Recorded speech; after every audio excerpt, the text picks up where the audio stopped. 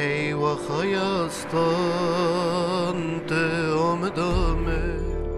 Hem devmezen bu Հայաստանի լեռների ու դաշտերի միջև հայ ժողովրդի կողքին ապրում է մի հինավուրց ժողովուրդ։ Դարեր շարունակ նրանք պահպանել են իրենց հավատքը, տոները եւ գյուղական կյանքի ավանդույթները, անցնելով պատերազմի, տեղահանության ու բազմաթիվ փորձությունների միջոցով։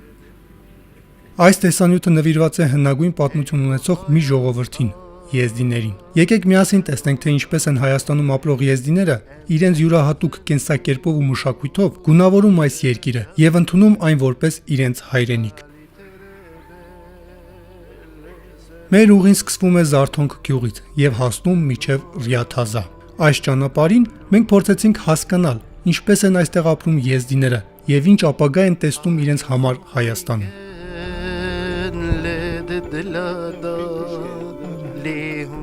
Bende temet xaze amri baş der baske. Amri başı vıra xavata gwendad ilaki gwendad. Մարդը միշտ ուզում է լավ կյանքով ապրել, բայց գյուղում լավ կյանքի համար շատ մեծ խնդիրներ կան։ Շատերը չեն կարողանում դուրս գալ գյուղից ֆինանսական դժվարությունների պատճառով։ Մյուսները չեն ուզում հեռանալ, որովհետև այստեղ են իրենց ընտանիքները, հարազատները։ Նրանք այստեղ են մեծացել, այստեղ են սովորել։ Այստեղ շահույթը քիչ է, բայց ապրանքների գները շատ բարձր են։ Մի քանի օր առաջ մեզ հյուր էր եկել մի մարդ Ավստրիայից։ Նա ասում էր. «Մեզ մոտ Ավստրիայում շատ բաներ Հայաստանից ավելի էժան են։ Դուք ինչպես եք այստեղ ապրում»։ Մարդը իր սովորածով է մարդ դառնում։ Առանց կրթության այս աշխարհում շատ խնդիրների է զբաղվելու։ Շատերը ցանկանում են ինչ-որ բան անել, բայց չունեն հնարավորություններ։ Եթե նրանք հնարավորություններ ունենան գնալ Եվրոպա կրթություն ստանալու ու վերադառնալ, գուցե կարողանան ինչ-որ բան փոխել նաև այստեղ։ Կարծում եմ, լավ կլինի, որ սահմանները ավելի բաց լինեն, մարդիկ կարողանան ազատ գնալ ու գալ։ Ես դրանում վատ բան չեմ տեսնում։ Հայաստանում արդեն իրականացվում են ծրագրեր, որ մարդիկ կարողանան առանց վիզայի ճանապարհորդել Եվրոպա եւ այլ երկրներ։ Ես ունեմ նկարիչ թորնիկ։ Այստեղ նա չի կարողանում իր նկարները վաճառել, որովհետև մարդիկ այդ հնարավորությունները չունեն։ Մարդիկ չեն կարող իր օրվա հացի խնդիրը թողնել ու նկար գնել, որ պատից կախի։ Շկլեկի բկրաբինա դյորի խովակը Պեվի նեֆերի վիթերնոբան, ավ պրոբլեմը հանից հայը։ Գալի թամաշաման են հեժա նահախավերդ։ Հիմա զրուցելու ենք Շեխ Ուսուբի հետ, հասկանալու համար, թե ինչպես են Հայաստանում պահպանվում եզդիների մշակույթը, կրոնը եւ ավանդույթները, եւ ինչ հնարավորություններ են տեսնում, որ դրանք պահպանեն ել ավելի լավ։ Կուլտուրնա ու օլ բեխայ կրնե։ Beyrak araşe sores piye pide çarda tevekkar dazman Kefadesi sultan zidey Heyecan, heyecan, heyecan Şeyh-i Hasan Kultura izdiyazman izdiyat ekhaykırını gelek başı. Vaki qabe izdiyajı Ermenistan'ı hatne avakarını դիսաբը դեստուրա Հայաստանում եզդիական կրոնն ու մշակույթը շատ լավ են պահպանվում։ Մենք խորին շնորհակալություն ենք հայտնում Հայաստանի Հանրապետությանը, որ այստեղ թույլատրվում է եզդիական տաճարների կառուցումը։ Այսօր եզդիներին վերաբերվող բազմաթիվ խնդիրներ լուծում են ստանում, եւ եզդիականությունը շարունակում է պահպանվել։ Մեր կրոնը հազարամյակների պատմություն ունի։ Հազարամյակներ շարունակ մենք ենթարկվել ենք տեղահանությունների, ճնշումների եւ ցեղասպանությունների։ Եթե մենք հասել ենք այս ժամանակաշրջանին, վստահ եղեք,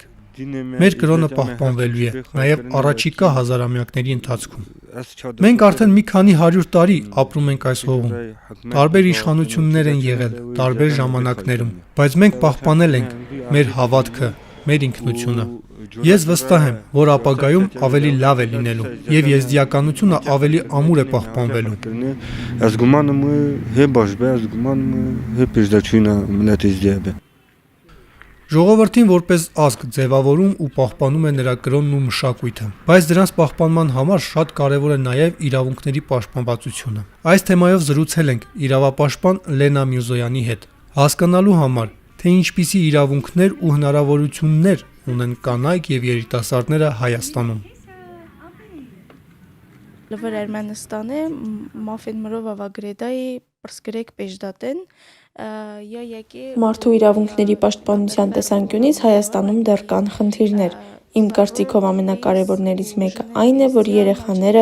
աղջիկներն ու կանայք հաճախ բավարար հետաքրքրված չեն կրթությամբ։ Պետության կողմից հնարավորությունները կան, բայց շատ եզդիներ այդ հնարավորություններից չեն օգտվում։ Մեզ մոտ կա մի թևավոր խոսք՝ կրթությունը ոսկյա թագ է։ Եթե այդ թագը քո գլխին է, մարդը կարող է հաղթահարել ցանկացած դժվարություն։ Մենք պետք է աշխարհին ներկայանանք մեր կրթվելու ձգտումով, որպեսզի կարողանանք մեր ապագան դարձնել ավելի լուսավոր։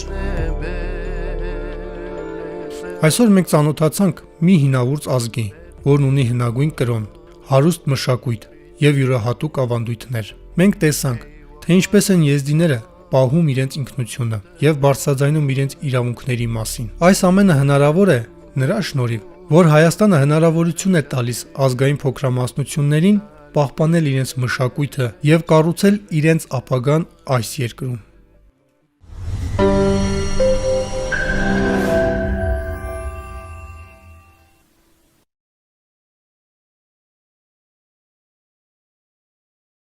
Σήμερα γνωρίζουμε ένα μικρό αλλά σημαντικό. Այսօր կծանոթանանք Հայաստանում արմատներ ձգած փոքր, սակայն կարևոր հունական համայնքի հետ։ Հույները հնագույն ժամանակներից են հայտնվել տարածաշրջանում, սակայն հունական համայնքը հիմնականում ձևավորվել է 17-ից 18-րդ դարերում, այն շրջաններում, որտեղ հանքարդյունաբերական գործունեություն է ծավալվել։ Ժամանակի ընթացքում հունական համայնքը կարողացել է պահպանել իր լեզուն, ավանդույթները եւ ինքնությունը։ Մոտ 900 հույներ են ապրում այսօր, հիմնականում Հայաստանի հյուսիսային մարզերում։ Շատերը շարունակում են խոսել պոնտոսի բարբառով։ Με πολλούς να συνεχίζουν να μιλούν ποντιακά.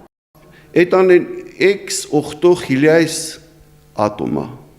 στην Αρμενία. Այստեղ 6-7 հազար հույներ ապրում ժամանակին։ 1990-ականներին խորհրդային միության փլուզումից հետո հույների 90%-ը վերադարձան Հունաստան, պատմական հայրենիք։ Այսօր շատ քիչ են հույները։ Πήγαν στην Ελλάδα. Τώρα πολύ λίγοι είναι οι Πόντιες. Επειδή είμαι Ελληνίδα, ποντιακής καταγωγής και γεννήθηκα και μεγάλωσα στην Αρμενία. Ես հույն եմ, ծագումով Պոնտոսից, ծնվել եւ մեծացել եմ Հայաստանում։ Երբեք չեմ զգացել, որ օտար եմ։ Մեծացել եմ Երևանում, հայերի մեջ։ Երբեք որևէ խնդիր չեմ ունեցել։ Και κανένα πρόβλημα ποτέ δεν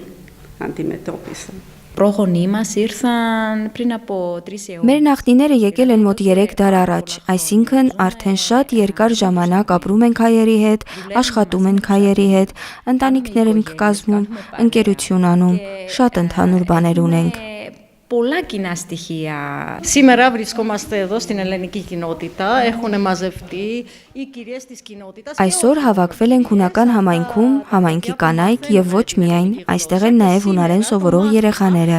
Այսօր պատրաստություն ենք տեսնում Սուրբ Ծննդյան տոնավաճառի համար։ Όπως λέμε χριστουγεννιάτικο μπαζար. Καθώς η χώρα εξετάζει Վերջերս Հայաստանը քննարկում է եվրայինտեգրման ճանապարհը, ցանկանում ենք լսել նաև հույների ակնկալիքները երկու ազգերի հարաբերությունների ապագայի վերաբերյալ։ των δύο λαών. Και η Ελλάδα και η Κύπρο, γενικά ο ελληνισμός, επειδή με τους Αρμένους είχαμε. Թե Հունաստանը, թե Կիպրոսը ընդհանուր առմամբ հույները հայերի հետ ավանդաբար լավ հարաբերություններ են ունեցել։ Կարծում եմ, որ եվրայինտեգրումը դրական զարգացում կլինի Հայաստանի համար, եւ Հունաստանը կկարողանա աջակցել Հայաստանին Եվրամիությունում եւ Եվրախորհրդում։ Մարդիկ ավելի շատ աշխատանք ունենան։ Σε κάποιο τέτοιο ενδεχόμενο. Βεβαίως, καλοδεχούμενοι. Ο κόσμος θα έχει περισσότερες δουλειές. Αυτό θα ωφελούσε επίσης και την ελληνική κοινότητα στην Αρμενία. Դա ձեռնտու կլինի նաև Հայաստանի հունական համայնքին, այն հույները, ովքեր չունեն Հունաստանի քաղաքացիություն կամ երկքաղաքացիություն, ազատորեն կկարողանան այցելել Հունաստան եւ Եվրոպա։ Ταξιδέψουν στην Ελλάδα, στην Ευρώπη πιο ελεύθερα. Η Ευρώπη για μένα πρώτα απ' όλα είναι. Եվրոպան ինձ համար առաջին հերթին Հունաստանն է, այն համակեցության մոդել է, որն ապացուցում է, որ տարբեր երկրներ կարող են ապրել միասին, հարգելով միմյանց։ Οι σημερινές μαρτυρίες μας θυμίζουν ότι η ταυτότητα μπορεί να Այսօրվա վկայությունները հիշեցնում են, որ ինքնությունը կարող է լինել միաժամանակ ազգային եւ համամարտկային։ Հայաստանում ապրող հույները երկու մշակույթների ներդաշնակ համակեցության վառ օրինակ են, մշակույթներ, որ խաչվում են պատմության քարոզիներում եւ ամենօրյա կյանքում։ Ինչ ճանապարհ էլ որ ընտրի Հայաստանը, հարգանքը տարբեր ազգերի նկատմամբ եւ ազգերի միջև կապերը մշտական արժեքներ են, կապեր, որոնք ջնջում են սահմանները, հիմնված ընդհանուր ուղու ու փոխվստահության վրա։ στηρίζονται στην κοινή πορεία και αλληλεγγύη.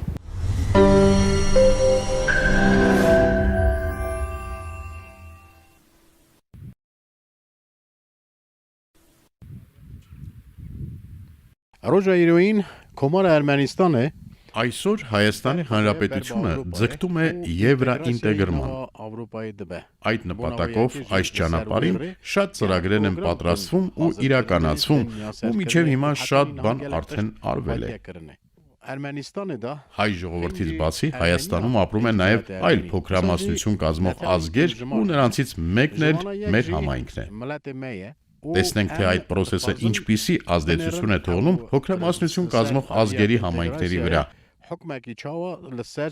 Հիմա մենք այդ հարցով կդիմենք Հակոյի գյուղի բնակիչ ու գյուղի դպրոցի ուսուցիչ Մամոյ Սլոին։ Մամոստայակի մեկտեբե Մամոյ Սաբրիբն։ Դուք բարով եք եկել։ Ասեմ, որ Հակո գյուղի դպրոցը միշտ էլ մայրենի լեզվի կուրմանջիի դասերով առաջընթաց է ապրել։ Ստանալով պետության աջակցությունը, մենք շաբաթվա ընթացքում 2 ժամ մայրենի լեզվի կուրմանջիի դասեր ունենք։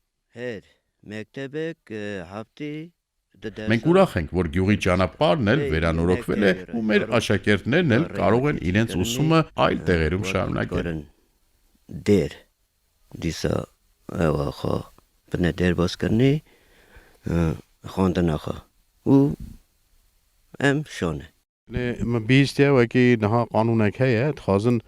Լսել ենք, որ կառավարությունը նոր օրենք է ընդունել եւ հնարավոր է, որ մոտակա գյուղերի աշակերտներին մի դպրոցում կենտրոնացնեն։ Այդ մասին ինչ կասեք։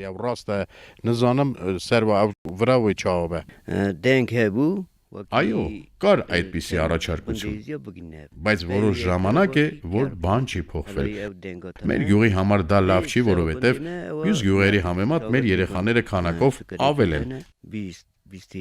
Բայց ասում էին, նրանք պետք է հաճախեն ուրիշ գյուղի դպրոց։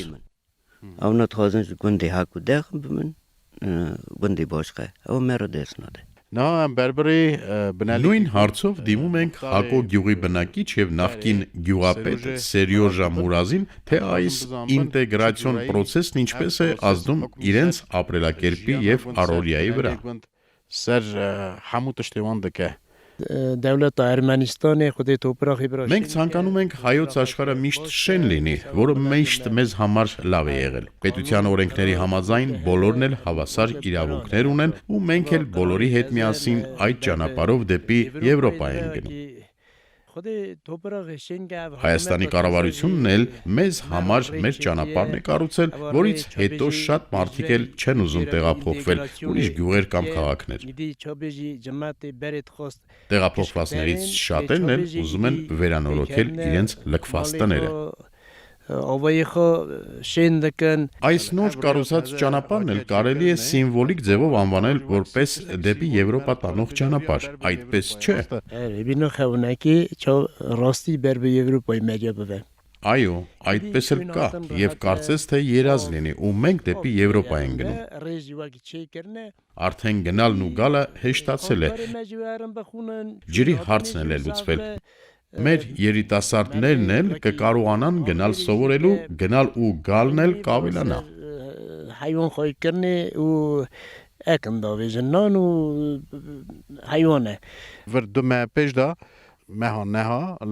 Մոտ 2 ամիս առաջ գյուղում նորակառույց սրբատեղի բացվեց, ու իմ կարծիքով դա էլ է նշանավոր իրադարձություն գյուղի համար։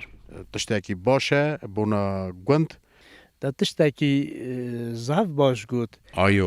լավ բան ասացիք։ Հայաստանի կառավարության թույլտվությամբ մենք իրավունք ունենք կառուցել մեր սրբատեղիները, ու դրա համար էլ մենք Հայաստանի կառավարությունից շնորհակալ ենք։ Մենք անցյալ դարի ցեղասպանությունից ենք փրկվել, ու այստեղ մենք կարողանում ենք խաղաղ ապրել եւ պահպանել մեր մշակույթը։ Asıl sevam mebu vaki genocidi em xilazbun hat nevra me kultura xo çanda xo xilas kir. Ame nhaji berberi benali gunde gelto navewi nu jarad vision kanch ame berberi ferike memeben evi fikra xo deraqa Հիմա էլ նույն հարցով դիմում ենք հարևան կանչ գյուղի բնակիչ Ֆերիկե Մամեին։ Գունդե վան դեհելա وی بچند گلیا رابری وابکه فریق جان علا کرم آخا درق وان پرسادا هناکی فکر خو بجه ها پرسیم دویژن مرا باسین چکرن مرا Ես էլ եմ այդպես մտածում ու ճիշտ ուղու վրա ենք։ Շատ լավ է, նորոգվել է ճանապարհը ու նոր ջրամբար է կառուցվում։ Միակ բանը, որ հուզում է մեզ, դա դպրոցի հարցն է։ Եթե երեխաները հաճախեն մոտ դպրոց, լավ կլինի։ Հետո տրանսպորտի հարցն էլ է մնացել։ Ասում են կլինի, որոշումը կա։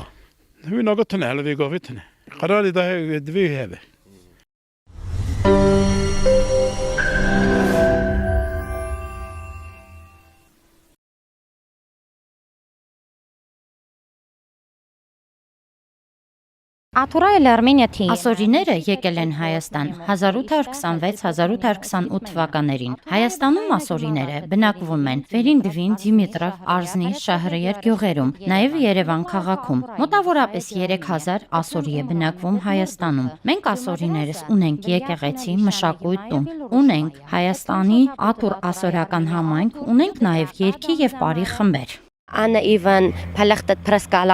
աշխատում եմ Հայաստանի հանրային ռադիոյում ասորերեն բաժնում, Օլյա Գիվերգիզովա։ Մեր ծրագիրը նախ եւ առաջ նվիրված է նրան, թե ինչ սպասելիքներ ունեն Հայաստանի ասորիները Հայաստանի եվրոինտեգրման գործընթացից։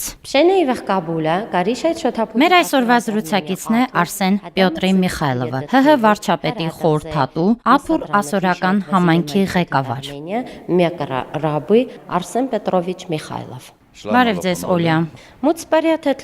Ինչ սպասելիքներ ունի ասորական համայնքը Հայաստանի եվրոինտեգրման գործընթացից։ Երկիրը գնում է դեպի եվրոինտեգրում։ Ես կարծում եմ, որ մեր ասորի ժողովրդին այս ինտեգրման process-ը կլինի բարենպաստ։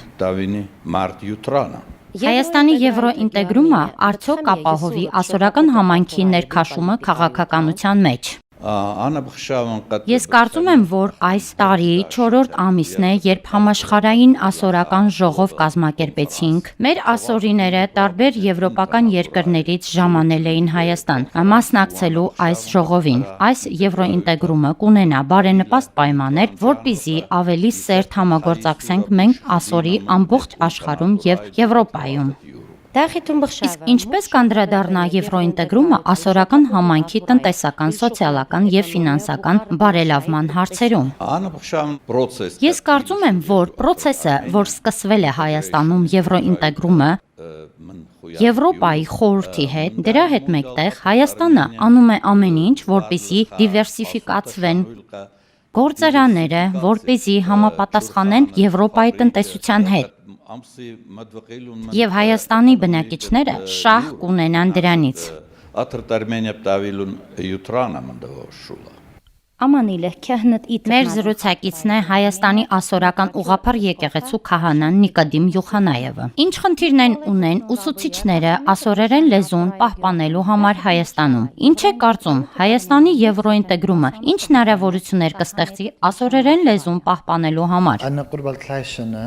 Մոտավորապես 30 տարի ասորերեն լեզուն դպրոցում որպես պետական լեզու է դասավանդվում ասորաբնակ գյուղերում եւ եւս մեկ Երևանի դպրոցում։ Աստծո, մենք կարողանում ենք դրանով պահպանել մեր ասորերեն լեզուն, մշակույթը, գիրը եւ գրականությունը։ Կարծում եմ, Հայաստանի եվրոինտեգրումը, ինչպես նշեցիք, ավելի մեծ հնարավորություններ կստեղծի մեզ համար, որպեսզի պահպանենք մեր լեզուն, ավելի ամրապնդենք կանոնները փոքրամասնությունների համար եւ ավելի հասանելի լինի այս երկրում, պահպանենք մեր այս լավ երկրում։ Եվ ուսուցիչների խնդիրները, որպեսզի լրացնեն իրենց գիտելիքները, նախ եւ առաջ ուսուցիչը ինքը պետք է աշխատի իր վրա, որպեսզի հասանելի դարձնի լեզուն աշակերտներին։ Ինչ է կարծում Հայաստանում եվրոինտեգրումը ասորական համայնքի համար ինչ փոփոխություններ կբերի մշակութային, կրոնական, ազգագրական հարցերում։ Ճիշտն ասած, մենք Հայաստանում չունենք խնդիրներ, որպեսզի սպասենք Եվրոպան գա եւ մեր խնդիրները լուծի։ Փառք Աստծո, Հայաստանը ամեն մի հնարավորություն տալիս է մեզ, որ պահենք մեր մշակույթը, լեզուն, գիրը եւ հավատքը, եւ ինչ որ նորը չի լինելու, քանի որ մենք ունենք շատ հնարավորություններ, ինչը ուրիշ երկրներում հայրենակիցները չունեն։